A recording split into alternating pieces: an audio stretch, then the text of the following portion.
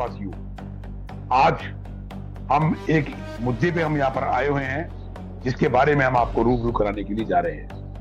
बहुत अहम मुद्दा है वो।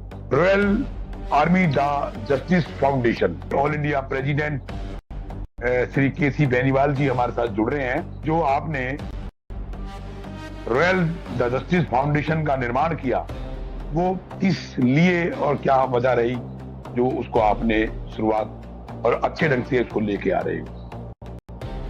आपने समाज के लिए वकील एडवोकेट पद पे होते हुए बहुत सारा काम किया। आपने समाज में रहते हुए उन लोगों का दर्द दूर किया जो बहुत पीड़ा से अपनी जिंदगी कर रहे थे। तो हम बात कर रहे हैं रॉयल द जस्टिस फाउंडेशन के प्रमुख श्री के.सी. बेनीवाल जी से। के.सी. बेनीवाल जी नमस्कार, जय भीम, जय भारत, वंदे मातरम। नमस्कार, जय भीम, जय भारत, जय संविधान। मैं आपको नमस्कार करता हूँ। बोलिए बोलिए। सर्वप्रथम मैं आपका चैनल का बहुत बहुत धन्यवाद करता हूँ कि आपने हमारे संगठन की तरफ देखते हुए दुनिया को हमारे एजेंडा और हमारे संगठन को बताने के लिए, उजागर करने के लिए आपने हमें बुलाया। आपका बहुत दिल की गहराइयों के साथ धन्यवाद। अध्यक्ष जी, ये प्रोग्राम है, इसका नाम है बदलते भारत की तस्वीर, परिवर्तन, जन जागृति। तो इस प्रोग्राम में आपका स्वागत है और हम कहेंगे आपसे कि आपने जो इतनी मेहनत करके पूरी दिल्ली में एक जमावड़ा इकट्ठा किया, बहुत मशक्कत का काम था। वो काम जिसे दिल्ली में परोसा गया, जिसे कहा गया रॉयल वाल्मीकि आर्मी, आपने उसके अंदर रहकर अपनी पद प्रतिष्ठा को अच्छे तरीके से आपने जो निर्माण किया, लोगों का जो दुख दर्द था, पीड़ित लोग थे, उनको बांटने में पूरा सहयोग किया। और दिल्ली में तकरीबन कोई ऐसा समाज नहीं होगा, ओबीसी, एससी और एसटी, जिसके अंदर आप लोगों की आपकी पहचान ना हो। और अब आपने उत्तर प्रदेश के अंदर इसका खाता खोला है और सरकारें इस चीज को देख रही हैं, आपको नजरअंदाज नहीं कर रही है, महसूस कर रही हैं। हमारे देश के प्रधानमंत्री भी और गृह मंत्री भी इसके ऊपर नजर बनाए बैठे हैं कि के.सी. बेनीवाल जी जनता के हित में किस तरीके से काम कर रहे हैं। तो आप क्या संवेदना और क्या कहना चाहते हो उत्तर प्रदेश के ग्राउंड लेवल से लेकर और दिल्ली में जो आपने खाता खोला, जनता को क्या बताना चाहते हो, अपने वीवीआईपी को, देश के प्रधानमंत्री को क्या कहना चाहते हो, किस तरीके से आप पिक करोगे? धन्यवाद। हमारा संगठन Royal Valmiki Army the Justice Foundation ji समाज के लिए, शोषित, वंचित, लाचार लोगों के लिए काम कर रहा है। जी जहाँ पर शोषण होता है, जहाँ न्याय नहीं होता, चाहे वो शासन हो, प्रशासन हो, कहीं पर भी हो, royal Valmiki Army the Justice foundation पूर्ण रूप से वहाँ कार्य करने का कार्य करती है और वहाँ पहुँचने का भी कार्य करती है। जो वंचित बहुजन, जो भी बहुजन है, अगर हमारे संगठन को याद करता है तो हम वहाँ पहुँचने का भी कार्य करते हैं। जैसे कि आपने देखा होगा कि और पूरा हमारा बाबा साहब के संविधान के आधार पर है। बाबा साहब की विचारधारा और समाज, जितने भी हमारे महापुरुष हैं, हमारे महापुरुषों पर ये संगठन है। जैसे कि आपको पता है कि हमारे प्रधानमंत्री जी भी, जो कि ओबीसी कैटेगरी से आते हैं, वो संविधान के तहत ही आज प्रधानमंत्री पद पर, जो भारत का सबसे उच्च पद है, उस पर विराजमान है। पूरे भारत को चलाने का उनका श्रेय जाता है। और भी बहुत सारे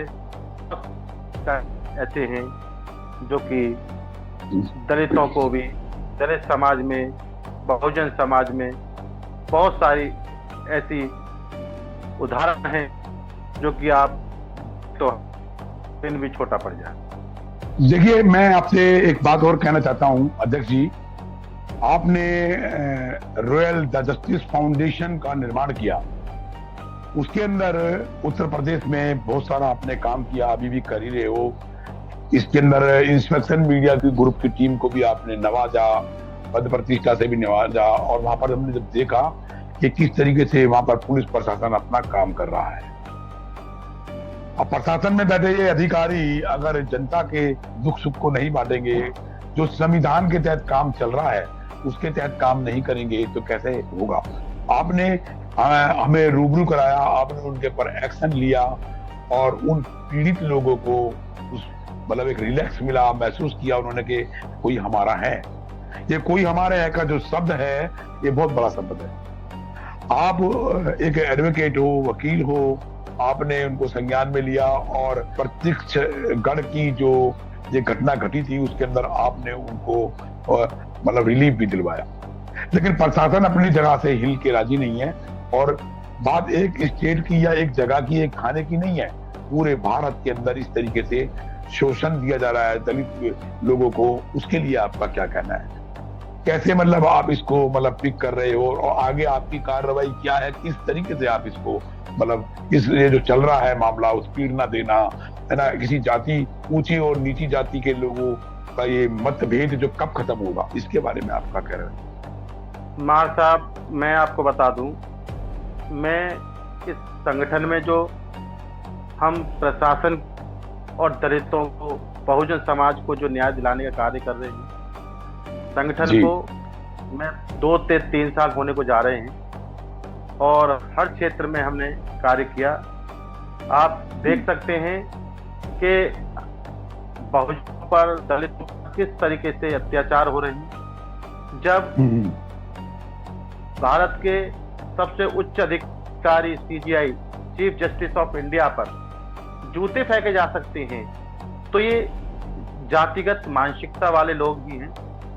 इसी मानसिकता को देखते हुए जब इन्होंने एक सीजीआई को नहीं छोड़ा, तो आप बताइए जो एक आम आदमी है उसका क्या हश्र होगा। एक और मैटर आपने देखा होगा कि जो चंडीगढ़ में हुआ, आईपीएस ऑफिसर, क्या कारण हुआ उसका?